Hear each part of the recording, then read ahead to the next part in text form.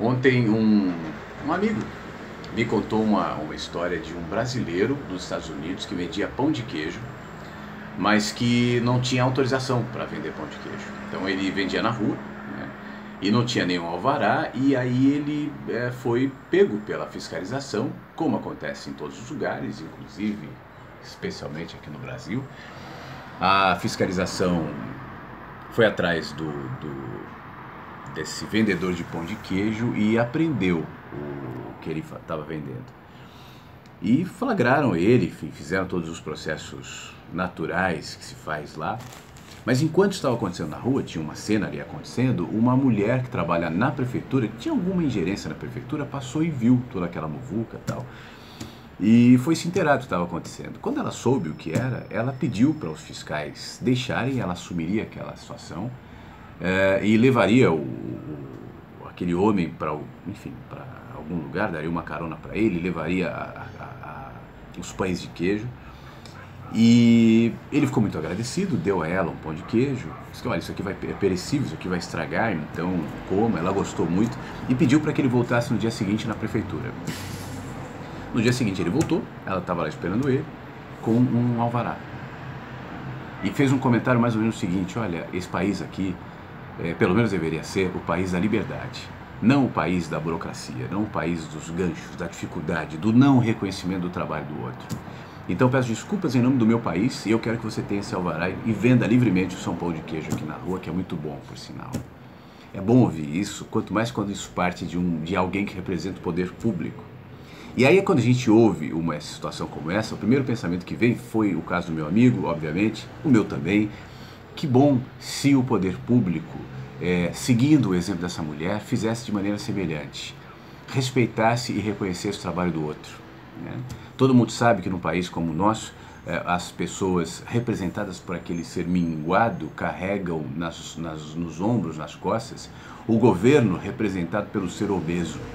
E vai sendo carregado às custas de impostos, às custas de uma série de recursos usados pelos governos para as pessoas se manterem presas, né? Não é interessante pensar cotidianamente o quanto você paga de imposto na tua comida, no teu combustível, na tua roupa, o tempo inteiro, né? Em tudo.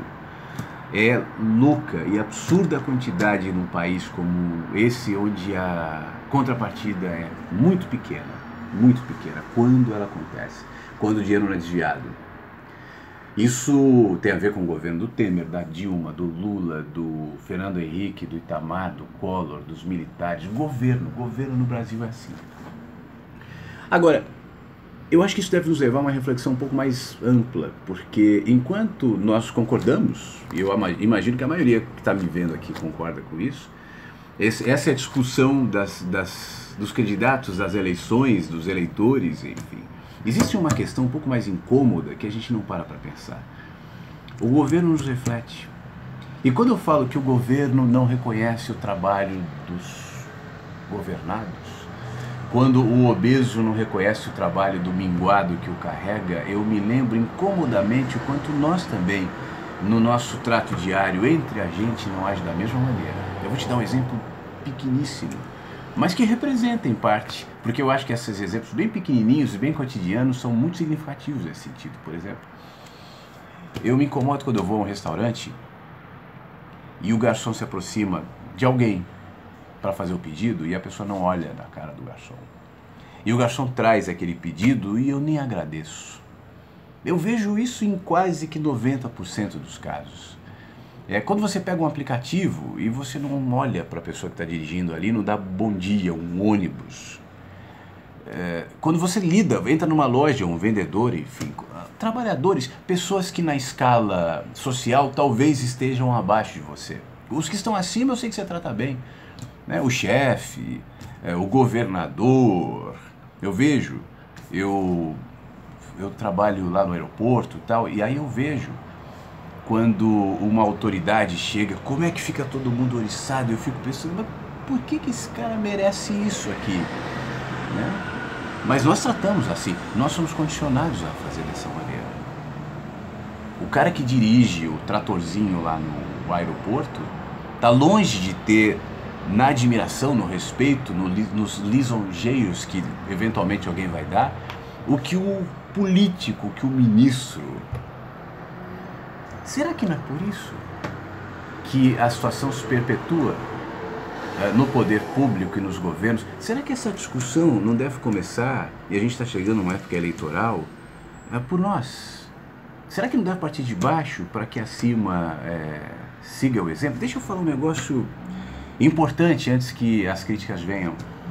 Com isso, eu não estou falando sobre vamos nos acomodar, não vamos cobrar, deixa para lá, não, vamos cobrar, vamos votar direito, vamos encher o saco dos políticos. Mas vem cá aí a gente.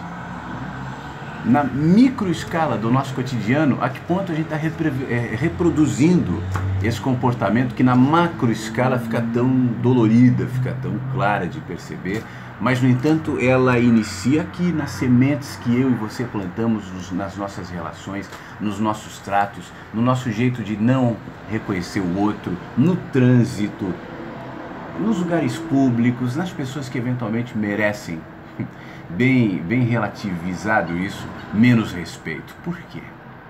Pessoalmente, eu não acredito na mudança do mundo, eu não penso em utopias e mundo perfeitos, não mesmo.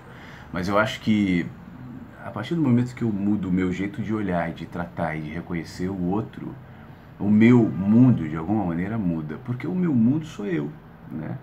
E as pessoas que se relacionam comigo, os lugares onde eu vou. Isso vai responder o meu olhar. E, poxa vida, de pequenos em pequenos movimentos, até onde a gente pode chegar? Eu tenho um texto para encerrar, em um dos meus livros, que fala sobre o início das revoluções, dizendo o seguinte, mais ou menos, as revoluções não começam com a guerra, com aquilo que a história reconhece como o revolucionário, a revolução, o início das revoluções. Antes que houvesse a guerra, antes que houvesse o revolucionário, antes que houvesse aquilo que a história adiante identificou como start daquele movimento, houve pequenos e pequenos e pequenos e pequenos e pequenos movimentos subversivos que adiante se transformaram em um marco que a história identificou eventualmente como o início das revoluções. Eu acho que mesmo nessa questão pública tão difícil de mudar, tão complicada, a gente está vendo aí mais uma campanha eleitoral, os mesmos caras, as mesmas histórias, as mesmas promessas, os mesmos discursos, a mesma desesperança, de qualquer maneira, né? Que tal começar por nós?